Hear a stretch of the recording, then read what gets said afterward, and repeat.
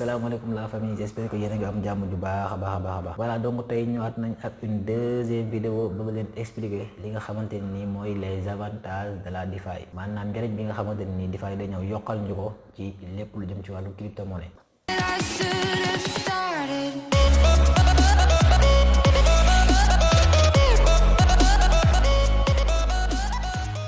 Alors abonné activer notification yi bu nekkee yaa ngi soog a dal ci vidéo yi parce que c'est une série de vidéos dañu moom 4 à 5 vidéos donc ñu ngi suñu deuxième vidéo bu nekkee comprendre la mooy la DeFi abonne-toi active les notifications. Avantage bi ci njëkk mooy li ñu naan l'accès facile aux services financiers, maanaam tey bu ñu jëlee li nga xamante ne nii mooy la DeFi comparé ko ak banque yi. Donc banque yi ba tey keroog laajte woon naa benn banque nu ñuy ubbee compte épargne ak compte courant, mu ne ma ñaari compte yooyu pour nga am ci benn bi gën a yomb muy compte épargne il vous faut minimum 25 000 francs pour ñu mën laa ubbil compte épargne. ba nga ko laajee ne ko 25 000 yi pour lan la, mu ne ma 25 000 yi pour assurance la ak frais d'ouverture de compte ak aussi garantie. léegi ñu daal di ay comparé ak li nga xamante ni mooy la DeFi. Donc DeFi ñun ñëpp xam nañ ne boo bëggee ubbi sa compte ci DeFi leen donc soxla muy télécharger les applications décentralisées yu si mel ne ay Trust Wallet yu mel ne ay MetaMask. Donc boo ko télécharger rek mën ngaa commencer def sa yónnee xaalis wala nga jot sa xaalis ci fi nga toog. Donc moom laaju la ay documents yu bari, laaju la aussi xaalis pour nga mën a ubbi sa compte. Donc bu ñu comparer ñaari yooyu muy comparaison bi gën a simple, ñu jàpp ne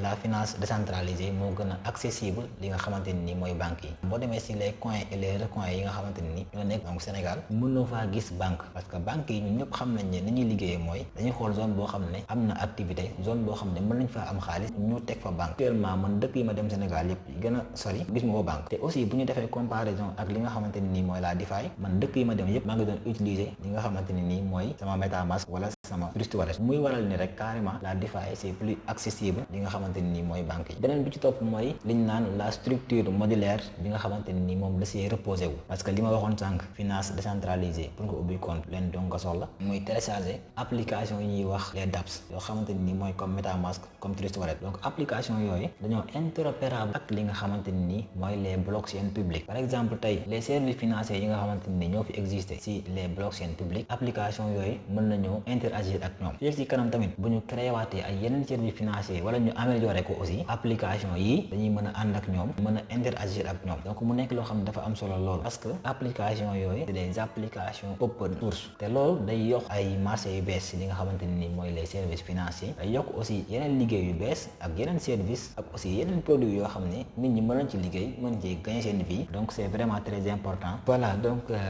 ñun ñëpp xam nañ ne la finance traditionnelle mooy finance yi nga xamante ni moom la ñu yàgg gis ci dëkk bi, moom la ñu yàgg gis ci àdduna bi. ñoom dañuy appuyer ci li nga xamante ni moom la ñuy wax les institutions yu ci mel ne banques yi ñoom ñooy servir d'intermédiaire. Par exemple ñaari nit bu ñu bëggoon a yónnee xaalis, kenn ki bëgg a yónnee kenn ki xaalis, banque yi moom mooy servir li nga xamante ni mooy intermédiaire. Par exemple da nga jël sa xaalis nga envoyé ko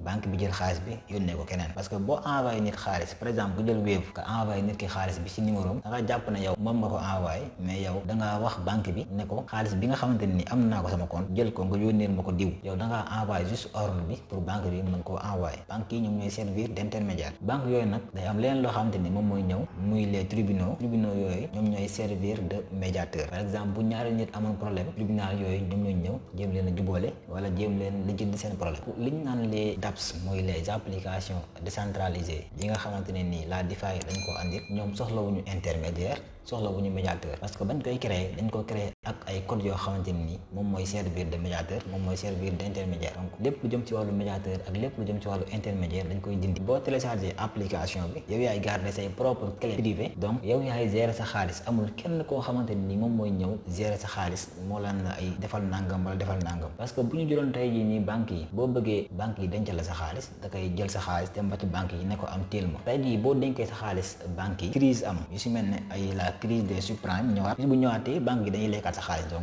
nga perte ko. Kon donc pour éviter loolu li nga xamante ni mooy la DeFi daf ñu andil une solution boo xamante ni c'est plus important, muy la solution de la décentralisation. Donc ñun ñooy denc suñu propre xaalis, amul kenn koo xamante ni moom moo ñuy servir de médiateur wala mu ñuy servir d'intermédiaire. te bu ñuy dindee médiateurs yi dindi intermédiaires yi, lépp lu jëm ci ay frais d'envoi wala frais d'ouverture de compte wala frais yu mu mënti doon dañ koy dindi. bu ñu ko dindee nag coût yi nga xamante ni moom moo lié woon ci mettre en place benn système financier day ñëw gën a yomb te loolu day waral ne vraiment que ni système bi day gën a am doole parce que amul kenn ku ñuy foowee kuy lekk suñu xaalis. Les nouveaux services financiers yi nga xamante ni dañ koo déployer ci blockchain yi points yi nga xamante ni moo nekkoon les points de défaillance par exemple balaa ngaa ubbi sa compte banque dañ lay laaj ay frais ak ay documents loolu dañ koy dindi. dañuy dindi aussi li nga xamante ni mooy les médiateurs ak les intermédiaires dañ leen di génne ak aussi li nga xamante ni moo gën a soof si banque yi mooy parfois da ngay bëgg a envoyer xaalis ñu ne la réseau bi daa am problème toogal xaar quelques minutes wala toogal xaar dara loolu tamit bokk na si li gën a soof si banque yi parfois da ngay toog ba si yàgg nga bëgg jël sa portable bëgg a envoyer Wave nga envoyer ñu ne la daa am problème ku jël Orange Money bëgg a envoyer ñu ne la daa am problème donc loolu nag amatul fii lépp la ñuy dindi parce que données yi nga xam ne dañ koy enregistrer si blockchain bi dañ koy séddale ci ay nœuds yu bari maanaam ay yoon yu bari yu mën a jaar la ñuy ubbi kon donc amul lenn loo xamante ni moom moo koy bloqué donc loolu aussi dafa nekk lu am importance si la DeFi. voilà beneen bi ci topp mooy li nga xamante ni mooy sànq waxoon naa ko muy l'accessibilité parce que ñun ñëpp xam nañ ne intermédiaire yi muy banques yi ak tribunaux yi nga xamante ñoom ñooy assurer médiation yi ñoom li nga xamante ni moo leen soxal muy am ay bénéfices kon tey jii ni ñooñu duñ dem ba ci zone yi nga xamante ni ñoo gën a reculer ci Sénégal ñu naan dañ fay ubbi ay banque man boog dëkk yi ma dem yi gën a sore ci Sénégal gisuma fa ay banque même aussi zone yi nga xamante ni banque jàpp nañ ne ñii maanaam ay pauvre lañ amuñu xaalis wala nangam banque yi mënoo fexe ba ñu sampal la fa banque parce que dañ naan ñii amuñu luñ déposé ñii amuñu xaalis bu ñuy lekk ci ñoom mënoo fexe bañ defal la fa li nga xamante ni mooy banque donc nag li nga xamante ni nag la mooy la DeFi dafa ñëw andi li nga xamante ni mooy l'accessibilité muy maanaam fépp foo mënti nekk ci monde bi ak koo mënti doon bu la neexee am sa li nga xamante ni mooy les applications décentralisées muy les dApps yu si mel ne MetaMask yu si mel ne Trust Wallet donc foo mënti nekk ci monde bi mën ngaa yónnee xaalis mbaa nga jot xaalis ci lu gaaw ci loo xamante ni kenn du ko bloqué mu nekk loo xamante ni c'est vraiment très important DeFi moo ñu ko andil donc bu ñu xoolee points yi yëpp xam nañ ne DeFi moom vraiment dafa ñëw pour révolutionner le monde de la finance dafa ñoo yokkal ci li nga xamante ni mooy les crypto-monnaies loo xamante ni soxla woon nañ ko muy la décentralisation proprement dit muy maanaam amul benn intermédiaire amul benn médiateur amul kenn koo xamante ni mën na fi nekk pour lekk suñu xaalis donc parce que ñun ñëpp xam nañ ne banques yi moom lekk suñu xaalis donc lañ fi nekk amul lu ñu benn njëriñ pour lekk suñu xaalis. Merci d'avoir regardé la vidéo jusqu'à la fin te aussi boo leen nekkee ay ñu bees kenn ci wàllum crypto-monnaie ak technologie blockchain bu nekkee abonné ko leen n'oubliez pas ngeen abonné activer notification yi ndax loolu moo ñu may courage ñuy gën a mën a tourner ay vidéo mën a partager yi nga xamante ni mooy expérience yi nga xamante ni jot nañ ko xam tuuti ci wàllum crypto-monnaie.